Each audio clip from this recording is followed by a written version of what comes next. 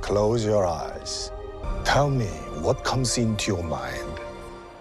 Star Wars saved my life. It doesn't make sense. The Acolyte is here, at least the first 2 episodes, after plenty of production chaos, postponing, then releasing earlier, and so on. I guess this is just normal for Disney. I mean, with a budget of $180 million for 8 episodes, they will have to do something with the money, right? I mean, that is $22.5 million per episode. What were they doing? It's not that you need to write an entire new story. There are plenty of good books and games from the expanded universe. Oh, I forgot. There were plenty of good stories from the expanded universe. But you know, the Acolyte is in fact not entirely horrible, at least not the first 2 episodes, but it isn't really good either. You even had real stars who knew what they were doing. I mean, Carrie-Anne Moss in Star Wars, she did a real good job in her acting and choreography, at least in my opinion. As an old school Star Wars fan, I liked her character very much. Sad you had to kill her off right at the start. It's a shame. And how the character is killed off. A highly skilled Jedi Master killed by a dagger. Yes, you heard it right. It wasn't even a lightsaber fight until death, just a bloody dagger while she saved the bartender, which was only a distraction by the Acolyte having a personal problem with her. Who would have thought? Well, I thought Jedi Masters are a little more intelligent, or is the arrogance already so consuming they don't even notice what is going on around them? All in all, the acting and the choreography was way better than from what we saw in the Disney sequels, or in Ahsoka even, though it still felt somewhat weak. I thought for a TV show, it was somewhat okay. When it comes to visuals, that is definitely not the place where Disney invested those $180 million.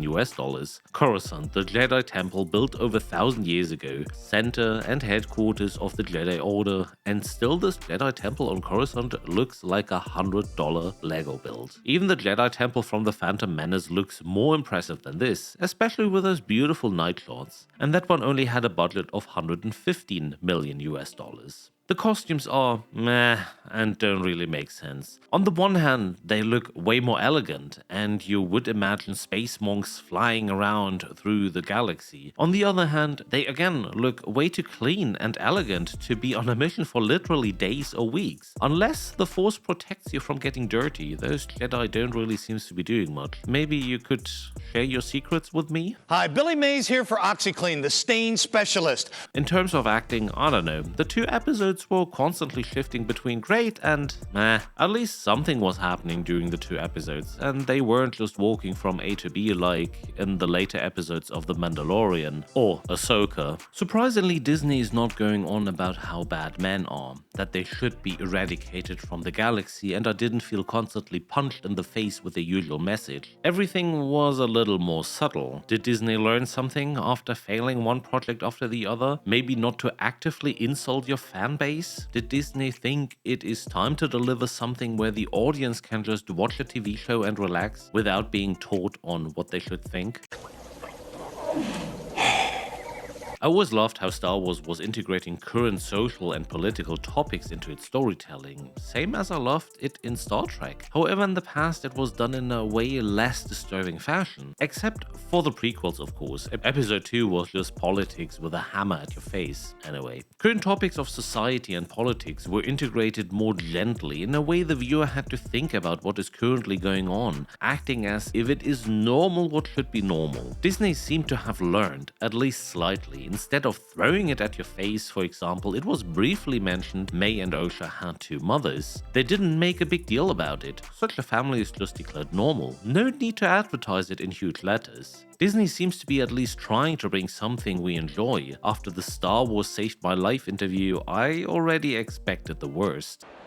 Star Wars saved my life. Or maybe Leslye Headland is just fooling Kathleen Kennedy and showing her that it's better not to hate everything George Lucas made, if you want to continue with Star Wars.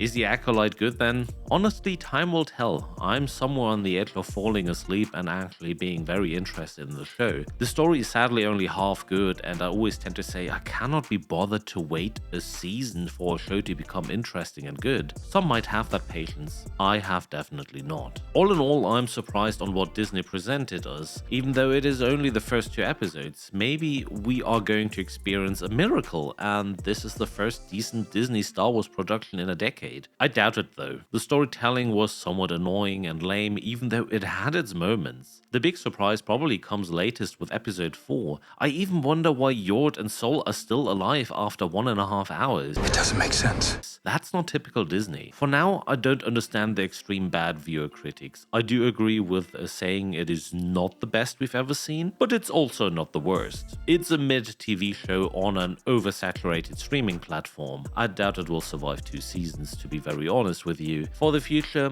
I would say the series will kill off Oehrchen or Sol in episode 4 or 5 the latest. Episode 8 will have a somewhat open ending, keeping everything ready in case they get greenlit to continue, but finished enough to call it a day in the event of getting cancelled. Seriously, I cannot decide if I like the Acolyte or not. But what do you think? Drop a comment if you like, but keep it civilized. Well, that's all I have to say about this one. Take care, and see you on the next one.